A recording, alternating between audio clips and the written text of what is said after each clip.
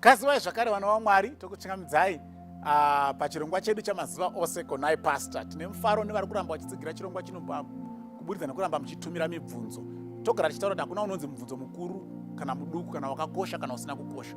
As long as uri mubvunzo wenyu imimi wakakosha, sunungukai kutitumira panhamba dzinoti 0772918335.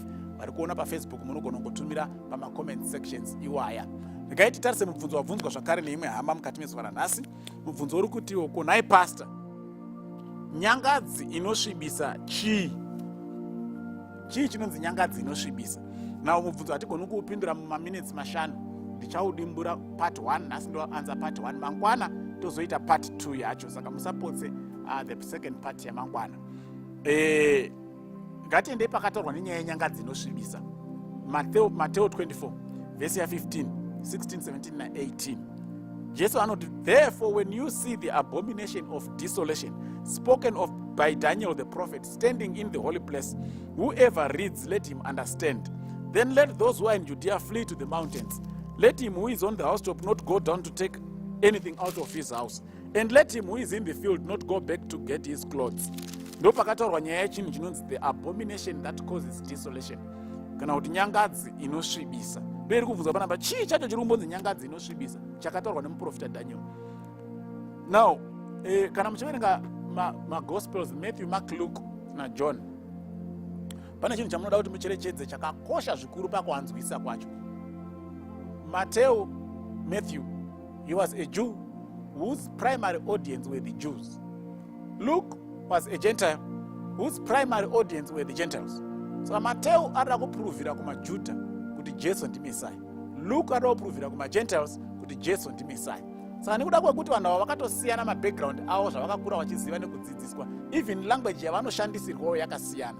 Saka Mateo achitaura nemaJudha akati, mukaona nyangadzi inosvibisa yamira panzvimbo tsvene, anorava ngaacherekedze. MuJudha haana dambudziko kuziva kuti iri kunzi nzvimbo tsvene apa chii. Iwe neni maGentiles togona kufunga kuti pairehwa nzvimbo tsvene tsvene yemutemberi musanctuary iyayo, but haiziriyo yairehwa. Saka Luka manje ari kunyorera maGentiles asina background knowledge yechinonzi nzvimbo tsvene ine maJudha. Haashandisi jargon yekuti standing in the holy place kana kuti the abomination that causes desolation. Anoshandisa very simple and plain language.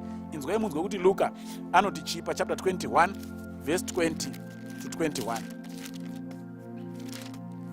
Luke 21 verse 20 na 21. Anoti here, but when you see Jerusalem surrounded by armies, know that its desolation is near. Then let those who are in Judea flee to the mountains. Let those who are in the midst of her depart, and let not those who are in the country enter her. Matthew, when you shall see the abomination that causes desolation spoken by Daniel the prophet standing in the holy place, let him who reads understand. Look at, when you shall see Jerusalem surrounded by armies, then know that its desolation is near. Saka vari kutaura chinhu chimwe vanhu but vashandisa language dzakasiyana nekuda kweaudience yavari kunyorera. Matthew anozviziva kuti muJudha ndikamuudza kuti mukaona nyangadzi inosvibisa yamira panzvimbo tsvene zvinorevei. Luke anoziva kuti izvozvo maJudha haangazvizivi. Saka anoshandisa plain language. Mukaona Jerusalema rakomberedzwa nemasoja, anorava ngaacherekedze, chiziva kuti nguva yakusvibiswa kwaro yasvika. Saka chii chiri kuitika? Mukatarisa nhoroondo yekuparadzwa kweJerusalem yaitorwa naJesu ipapa na Matthew 24 na Luke 21. Jerusalem, when it was destroyed in AD 70, maRomans ndo akauya akaparadza Jerusalem. Hondo yacho yaitungamirirwa nemurume ainzi Cestius. Ndiye akatanga, the army commander weRome ainzi Cestius, ndiye akatanga kuuya akakomba Jerusalem. But for some unknown reason, akawithdraw achibva adzokera. Mauto emuJerusalem akatoteera masoja aCestius, vakauraya masoja aCestius, vakatopamba zvinhu zvisina masoja aCestius, vakadzoka vachipemberera vachitoti tahwina hondo. Vanhu vakanga vasina kurava vachicherekedza, they actually thought peace had come. They stayed in Jerusalem. Vakanga varava vakacherekedza, vakaziva kuti kuwithdraw kwaCestius ndo mukana watatopiwa kutiza. Jesu akati, mukaona Jerusalem rakombwa namasoja, chizivai kuti yanguva yekutiza, chiregai kudzokera kumba kunotsvaga zvinodziya, chibvai matongotiza. But hapana matiziro avaigona kuita, ivo vakakombwa naCestius. Saka Mwari ndiye akakonzeresa kuti Cestius awithdraw adzokere kuRome. Vakanga varava vachicherekedza vakabva vatobuda muJerusarema vakatiza. vakanga vafunga kuti peace yauya Celsius aenda akundwa vakagara muJerusalem, but hapana kutora nguva Titus akabva adzoka zvakare nemauto eRome, and vese vakanga vari muJerusalem they were massacred by Titus. Saka Luke ari kuti chinonzi nyangadzi inosvibisa kukombwa kweJerusalem nemauto eRome.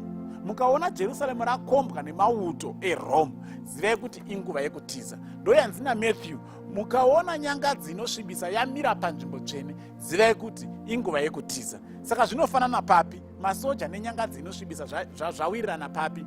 Jerusalem, the temple at Jerusalem yanga yakakomberedzwa kunze nenzvimbo yanga yakakurwa isingatenderwi kuvakwa kana kuiswa tende kana kufurirwa mofudzirwa mhuka kana chi.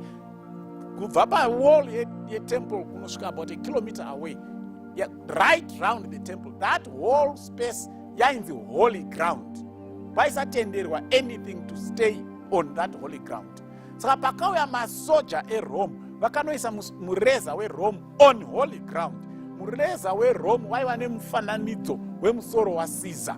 Saka according to the Jewish mind, any image, whether physical, sculpted or drawn or sewn, it was idolatry. Saka pavakaona mureza weRome wadzikwa panzvimbo tsvene paholy ground, vakati nyangadzi inosvibisa yamira panzvimbo tsvene, because mufananidzo waiswa paholy ground. Yet maJudha aiti usazviitira mufananidzo wakavezwa. Saka pavakaona pane mufananidzo wamiswa paholy ground, vakati ndo nyangadzi inosvibisa. Ndosaka Luke akangotaura in simple terms akati mukaona Jerusalem rakombwa namasoja, chizivai kuti inguva yekutiza. Matthew akati mukaona nyangadzi inosvibisa yamira panzvimbo tsvene, chizivai kuti inguva yekutiza. Saka chinonzi nyangadzi inonzvimbo tsvene primarily kumira kwakaita masoja eRome achiisa mureza weRome une musoro waCaesar paholy ground. But mangwana takuendera mberi tichinzwa kuti kwatiri isusu manje zvinorevei. Musamise tomorrow's presentation. Mwari akukomborerei. Amen.